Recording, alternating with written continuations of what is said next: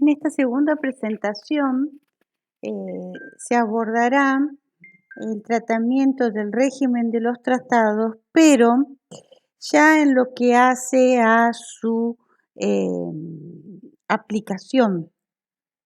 En ese sentido,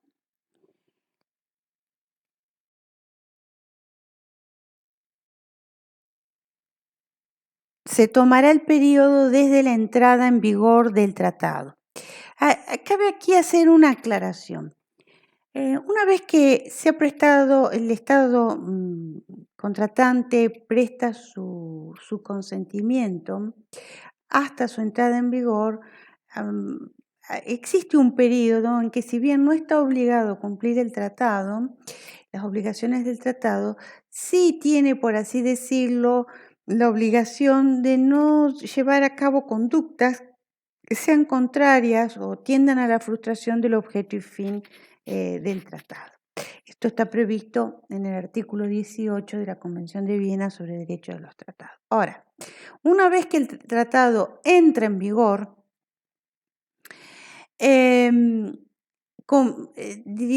comienza ya a producirse todos los efectos jurídicos de los tratados.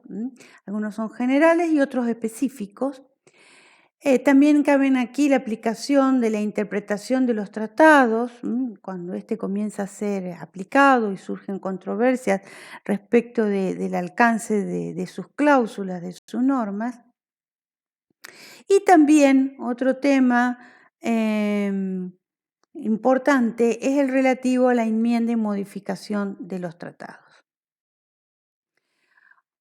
Efectos. Cuando se habla de efectos de los tratados, obviamente se hace referencia a los efectos jurídicos de los tratados. Hay un efecto general. El tratado, las partes deben cumplir con las obligaciones que han asumido en los tratados y reconocer y observar los derechos consagrados en esos tratados. Los tratados crean derechos y obligaciones que deben ser cumplidos y observados por las partes en su ejecución, la cual tiene que ser de buena fe.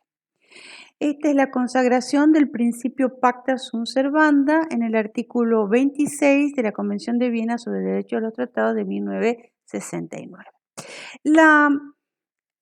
Aquí cabe recordar o destacar que la teoría general de los tratados abreva, tiene su origen en la teoría de los contratos. Los contratos son acuerdos entre personas físicas o personas jurídicas en el ámbito del derecho interno.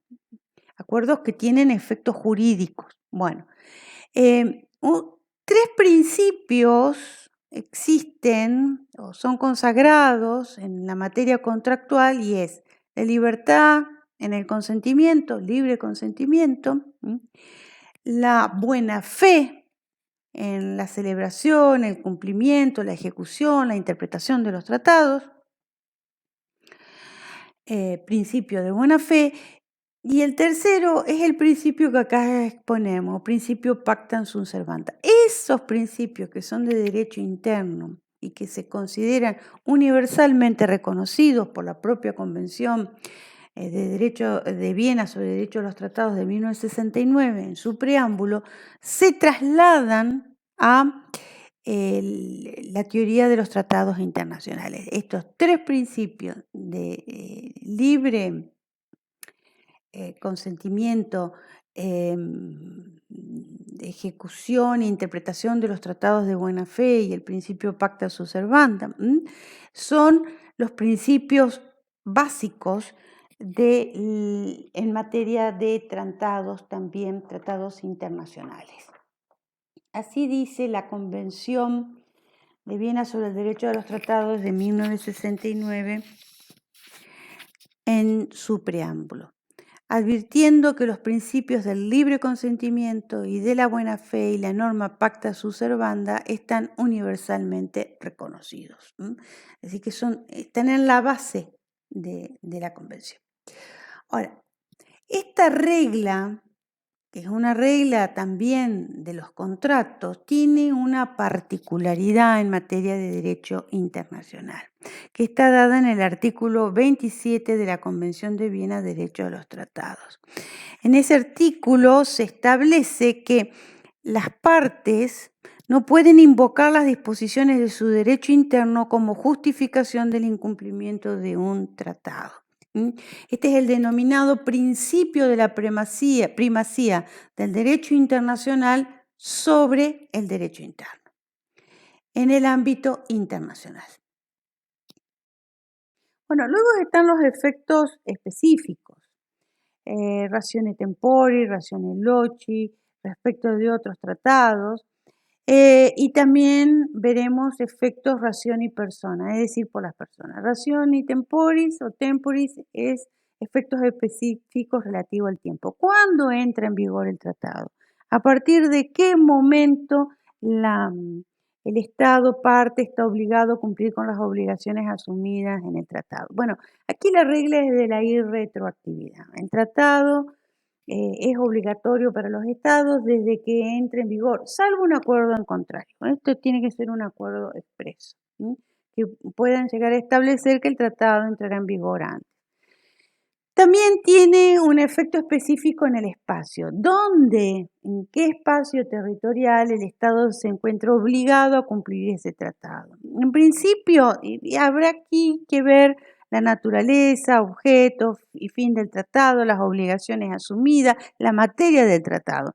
Hay tratados que están llamados para ser cumplidos en el territorio del Estado contratante en el tratado.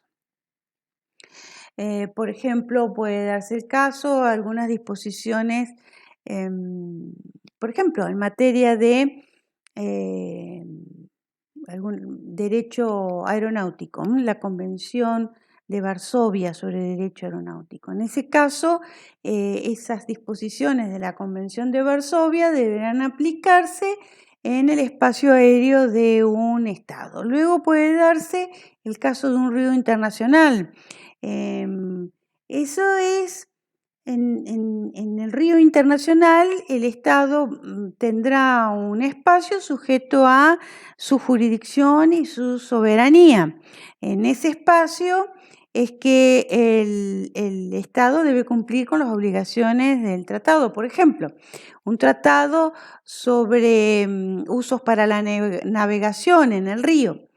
Pero también puede darse el caso de tratados que se apliquen en espacios territoriales que son ajenos a la jurisdicción y la soberanía del Estado, por ejemplo, en el alta mar o en el espacio ultraterrestre.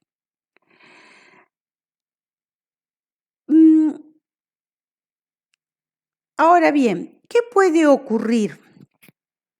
Pueden darse una serie de circunstancias en virtud de las cuales un Estado sea parte en distintos tratados que refieran a una misma materia, por ejemplo, tratados sobre medio ambiente, sobre la misma materia, o tratados de derechos humanos, y unos tratados sean anteriores o posteriores a otros. E inclusive podría darse tratados en donde hay cuestiones que están relacionadas, no necesariamente tenga que ser exactamente de la misma materia, pero pueden estar relacionados entre ellos.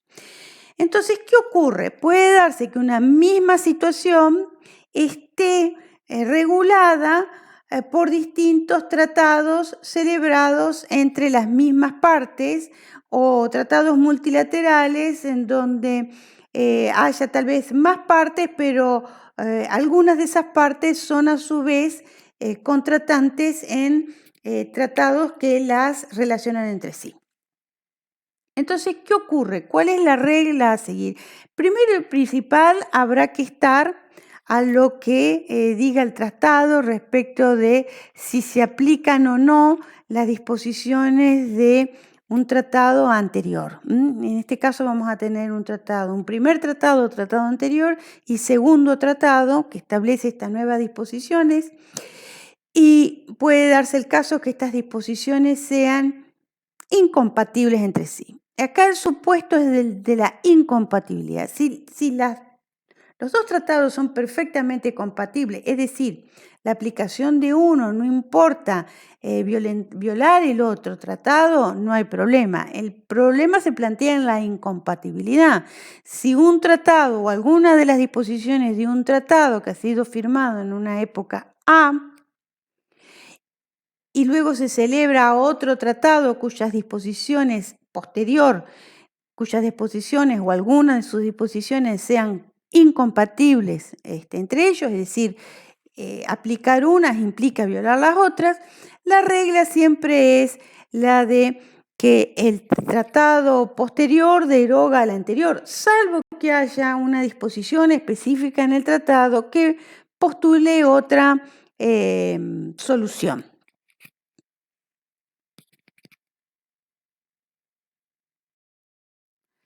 Bueno, efectos respecto de las personas. Obviamente aquí la regla es que los tratados producen efectos solamente entre las partes de ese tratado. Ahora, puede darse el caso de que estos tratados creen obligaciones y derechos para terceros estados que no son parte en la convención. Aquí la regla es una. Para que ese tratado pueda hacer efecto respecto de terceros estados, se necesita del consentimiento de esos terceros estados. Ahora, ¿cómo juegan las reglas de consentimiento aquí? Si se trata de una obligación, es decir, un tratado impone una obligación a un tercer estado, debe aceptarse en forma expresa y por escrito dicha obligación. Ahora, si crea un derecho, se presume que el tratado es aceptado por el Estado beneficiado, por así decirlo, hasta tanto no exprese su voluntad en contrario. Esto está previsto en el artículo 36 de la Convención de Viena de Derecho de los Tratados. El artículo 35 prevé las obligaciones y el artículo 34 es la regla general a la que nos hemos referido en cuanto un tratado no crea obligaciones ni derechos para un tercer estado sin su consentimiento.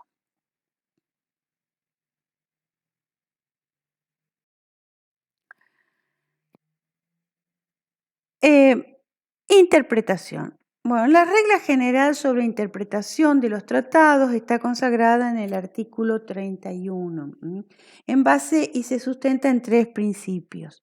Principio de la buena fe, principio de la primacía del texto del tratado y el principio que requiere tener en cuenta el objeto y el fin del tratado.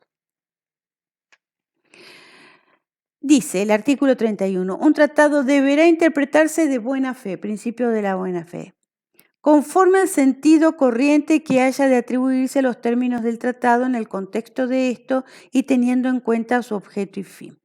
Conforme al sentido corriente que haya de atribuirse a los términos del tratado en el contexto de esto. Esto se refiere a los términos del texto del tratado. Ese texto está dado por el preámbulo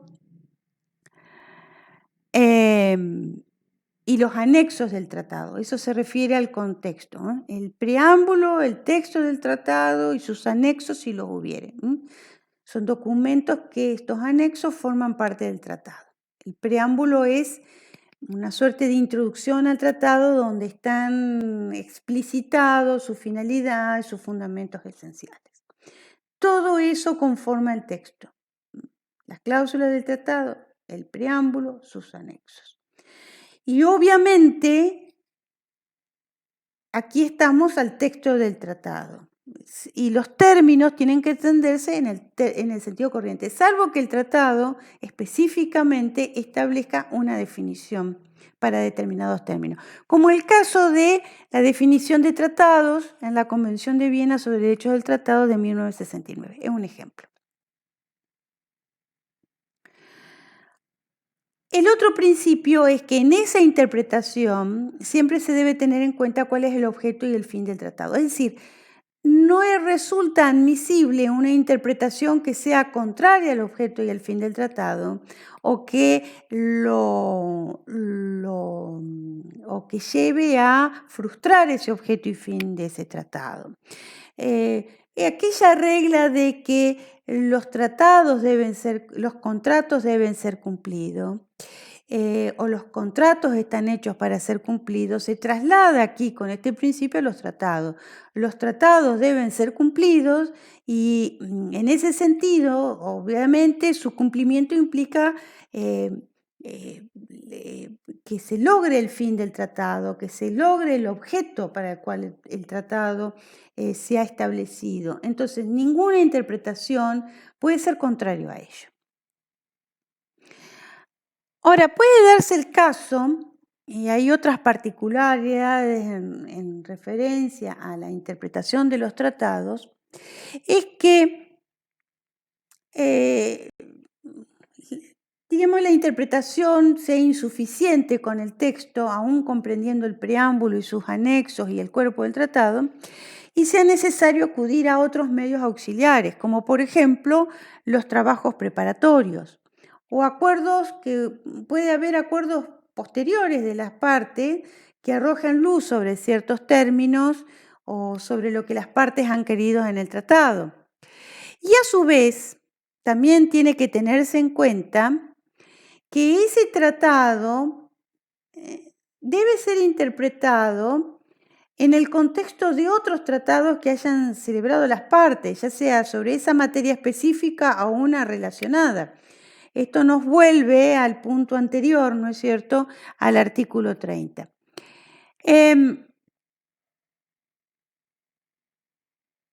Y a su vez, también hay que tener en consideración la posibilidad de que el tratado cuente con 2 o más textos autenticados cuando el tratado es celebrado en distintos idiomas. Un tratado puede ser autenticado en más de un idioma. En el caso de la Carta de la Organización de los Estados Americanos, por ejemplo, que está autenticado en español, en inglés, en francés y en portugués.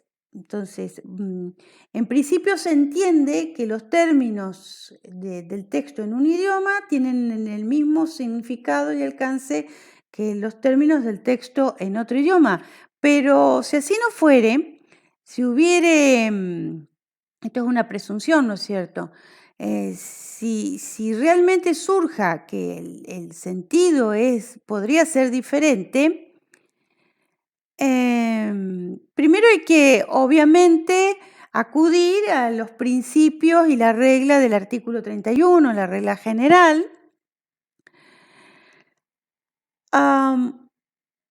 Y siempre se va a adoptar el sentido que mejor concilia todos esos textos, teniendo en cuenta el objeto y fin del tratado. Es decir, si hay una diversidad de sentido, habrá que acudir al principio de buena fe, al principio de la observancia del objeto y fin del tratado, y aquí se agregaría otro tercer principio, en función de aquellos otros dos, el que mejor concilie los diferentes textos en diversos idiomas. Bueno, enmienda y modificación del tratado. Los tratados pueden ser modificados, sí, pero hacemos en ese acto de modificación, se hace una distinción entre enmienda y modificación propiamente dicha. ¿La enmienda importa una modificación? Sí, pero esa modificación, esa enmienda, debe darse por acuerdo entre todas las partes, ya sea que el tratado sea bilateral o multilateral.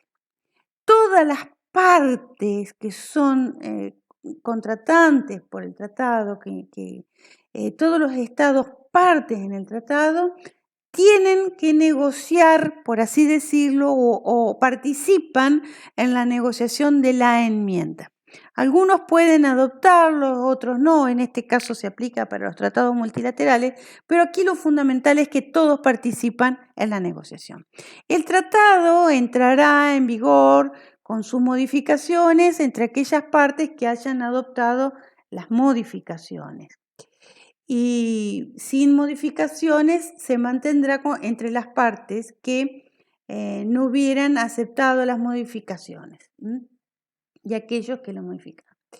Pero esto se aplica más que nada a tratados multilaterales. En los tratados bilaterales, obviamente, para que esa modificación tenga efecto, no solamente tiene que ser negociada entre los estados contratantes en el tratado, sino también aceptada por ambos. Ahora, el caso de la modificación se aplica exclusivamente para tratados multilaterales. Tratados multilaterales, especialmente teniendo en mente aquellos que tienen un gran número de partes. Puede darse el caso que solamente dos o algunos de esos estados decidan una modificación del tratado en sus relaciones recíprocas. Aquí no se llama a todas las partes del tratado, sino únicamente a quienes están interesados en la modificación. Y aún dentro de ese grupo puede darse el caso que algunos decidan no adoptar la modificación y otros sí. Obviamente el tratado regirá modificado entre aquellos estados que hayan aceptado la modificación.